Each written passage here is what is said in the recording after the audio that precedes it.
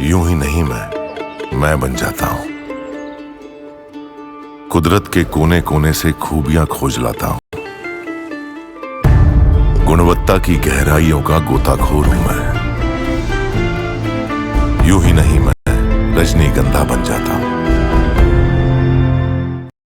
औरंगजेब की पहचान ये भाइयों के हत्यारे के तौर पर है और यही उसकी असली पहचान है।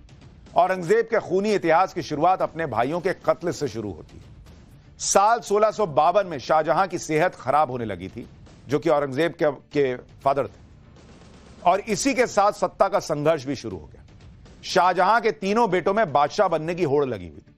शाहजहां दारा शिकोह को अपना उत्तराधिकारी बनाना चाहता था, लेकिन औरंगजेब को यह मंजूर नहीं था। वो खुद बादशाह बनना चाहता था। अपने दोनों भाइयों से निपटने के लिए औरंगजेब कसाई बन गया। औरंगजेब और दारा शिकोह के बीच सत्ता के लिए जंग हुई। जंग में दारा शिकोह हार गया और आगरा से अफगानिस्तान भाग गया। औरंगजेब ने दारा शिकोह का पीछा किया, उसे गिरफ्तार कर लिया गया। दारा शिकोह को कैदी बनाकर सड़क पर घुमाते हुए महल लाया गया। औरंगजेब के सामने ही दारा शिकोह की गर्दन धड़ से अलग कर दी गई। अपने दूसरे भाई शाह शुजा का भी औरंगजेब ने कत्ल करवा दिया था। इतना ही नहीं, औरंगजेब ने अपने पिता शाहजहां को भी 7.5 साल कैद में रखा, पीने के पानी तक के लिए तरसा दिया। 7.5 साल कैद में रहने के बाद शाहजहां की मौत हो गई। यह है औरंगजेब की पहचान, अपने भाइयों का कातिल, अपने पिता को तड़पा तड़पा के मारने वाला। और यह औरंगजेब महान लग रहा है इन लोगों को, जो अपने बाप का नहीं हुआ, जिसने अपने भाइयों का सिर कलम कर दिया। उसके बारे में अबू आजमी कहते हैं कि बड़ा दरिया दिल था। यह है इनकी पॉलिटिक्स। औरंगजेब को एक एक करके मिटाने लगा। औरंगजेब ने सनातन के खिलाफ सबसे बड़ा अभियान 1969 में शुरू किया, जिसके बारे में औरंगजेब की जीवनी में लिखा हुआ है। 9 अप्रैल 1669 को औरंगजेब ने हिंदू मंदिरों को तोड़ने का आदेश जारी किया। औरंगजेब के दरबारी लेखक साकी मुस्तैद खान ने मासिर आलमगीरी में खुद इसके बारे में लिखा है।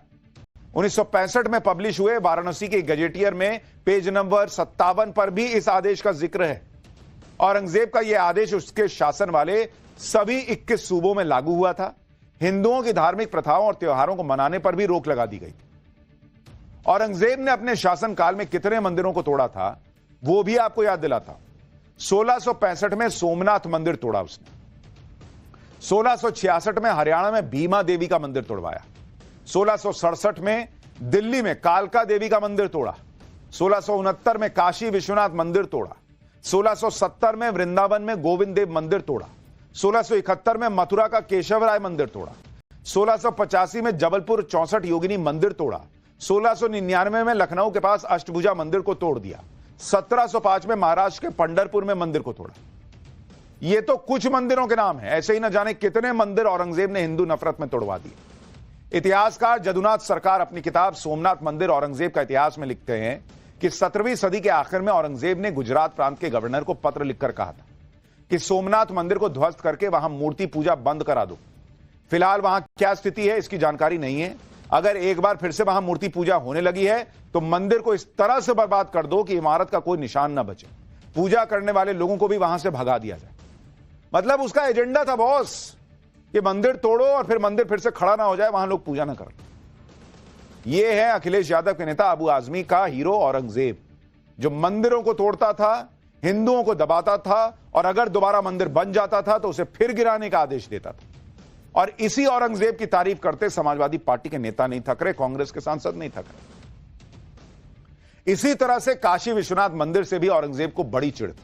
औरंगजेब ये नहीं चाहता था कि हिंदुओं का कोई नामो निशान भारत में बचे, इसलिए वो मंदिरों को तोड़ता था, हिंदुओं को त्योहार नहीं मनाने देता था।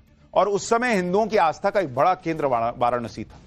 काशी विश्वनाथ मंदिर औरंगजेब ने इसलिए तोड़ा क्योंकि काशी हिंदू धर्म संस्कृति का सबसे बड़ा केंद्र था। काशी की प्रतिष्ठा से औरंगजेब नफरत करता था। औरंगजेब का भाई दारा 1656 में काशी आया था। मुगलों के खिलाफ विद्रोह का केंद्र काशी रह चुकी थी। यानी औरंगजेब को हिंदुओं से जुड़ी कोई भी चीज फूटी आंख नहीं सुहाती थी। खास तौर पर काशी विश्वनाथ मंदिर को तोड़ के औरंगजेब हिंदुओं को मैसेज देना चाहता था कि देखो यही हैसियत है इस समय तुम लोगों की। और इसलिए कई लोग कहते हैं कि मंदिर पूरा नहीं तोड़ा गया, उसकी कुछ हिस्से रहने दिए गए और उस पर मस्जिद बनी, ताकि बार बार वो दीवार देखो, वो चिन्ह देखो तो हिंदू जो है ना वो डिमोरलाइज्ड फील करे। हिंदुओं के लिए चुंगी यानी टैक्स को दोगुना कर दिया। हिंदुओं से जजिया कर वसूला जाने लगा। इस्लाम कबूलने पर सरकारी नौकरी मिलती थी। हिंदू अधिकारियों को सेवा से निकाल दिया गया था। बड़े बड़े शहरों में गीत संगीत बंद करा दिया गया। होली दिवाली के त्योहारों पर रोक थी। मूर्ति पूजा को बंद करने का आदेश दिया गया। हिंदू घोड़े हाथी की सवारी नहीं कर सकते थे। मथुरा का नाम इस्लामाबाद कर दिया था। वृंदावन का नाम बदल के मोमिनाबाद कर दिया इसने। गोवर्धन का नाम मोहम्मदपुर कर दिया था। औरंगजेब ने जब कश्मीर में हिंदुओं पर अत्याचार किया तो हिंदुओं ने गुरु तेग बहादुर से मदद मांगी। औरंगजेब ने फरमान दिया कि कश्मीर के हिंदू अगर इस्लाम कबूल कर लेते हैं तो वो जिंदा बच जाएंगे, नहीं तो सबको मार दूंगा। कश्मीरी हिंदुओं की बात सुनकर गुरु तेग बहादुर उनकी मदद करने को तैयार हो गए। यह बात औरंगजेब को पता चली तो उसने गुरु तेग बहादुर को गिरफ्तार करवा लिया। औरंगजेब ने गुरु तेग बहादुर से पूछा कि आप सिख हैं तो फिर हिंदुओं के लिए क्यों लड़ रहे हैं? इस पर गुरु तेग बहादुर ने कहा कि मेरा धर्म भले ही हिंदू नहीं है, लेकिन मैं हिंदुओं के सम्मान से रहने और उनके अधिकार, धार्मिक अधिकारों के लिए लड़ता रहूंगा। इस पर औरंगजेब ने गुरु तेग बहादुर को भयंकर यातनाएं दी। गुरु तेग बहादुर के भाइयों को उनकी आंखों के सामने मार दिया। औरंगजेब ने गुरु तेग बहादुर को इस्लाम कबूल करने का लालच दिया गया कि छोड़ दूंगा अगर इस्लाम कबूल कर लो, लेकिन बॉस वो गुरु तेग बहादुर थे। उन्होंने औरंगजेब के सामने घुटने नहीं टेके। हार कर औरंगजेब ने गुरु तेग बहादुर का सिर तलवार से कटवा दिया। औरंगजेब ने भारत पर 49 साल राज किया और इस दौरान वो भारत को इस्लामिक देश बनाने के मिशन में जुटा रहा। हिंदुओं पर असंख्य अत्याचार किए, लेकिन कहते हैं ना कि हर इंसान को अपने गुनाहों की सजा जरूर मिलती है। औरंगजेब के साथ भी ऐसा ही हुआ। औरंगजेब के आखिरी दिन बहुत ही मुश्किल से कटे। साल 1707 में औरंगजेब जब मरा तो बेहद बूढ़ा हो गया था, चलने फिरने के लायक नहीं था। कई तरह की बीमारियां औरंगजेब को हो चुकी थी। हालत यह हो गई थी औरंगजेब की कि वो खुद से नफरत करने लगा था कि मतलब कैसी मेरी हालत है। अमेरिकी इतिहासकार स्टेनली अल्बर्ट वोलपोर्ट ने अपनी किताब a new history of India और राम कुमार वर्मा ने अपनी किताब औरंगजेब की आखिरी रात में औरंगजेब के पत्रों का जिक्र किया है, जो औरंगजेब ने मरने से पहले अपने बेटों को लिखी थी। औरंगजेब ने इन चिट्ठियों में लिखा था कि अब मैं बूढ़ा और दुर्बल हो गया, मैं नहीं जानता मैं कौन हूं और इस संसार में क्यों आया। मैंने लोगों का भला नहीं किया। ये खुद वो लिख रहा अपनी चिट्ठी में कि मैंने लोगों का भला नहीं किया। यहां लोग मरे जा रहे हैं ना, तो बहुत सबका भला करता था। वो खुद चिट्ठी में बेटों को लिख रहा कि मैंने लोगों का भला नहीं किया। मेरा जीवन ऐसे ही निरर्थक बीत गया। भविष्य को लेकर मुझे कोई उम्मीद नहीं है। ज्वर अब उतर गया है, मतलब बुखार उतर गया है, लेकिन शरीर में सूखी चमड़ी के अलावा कुछ बचा ही नहीं।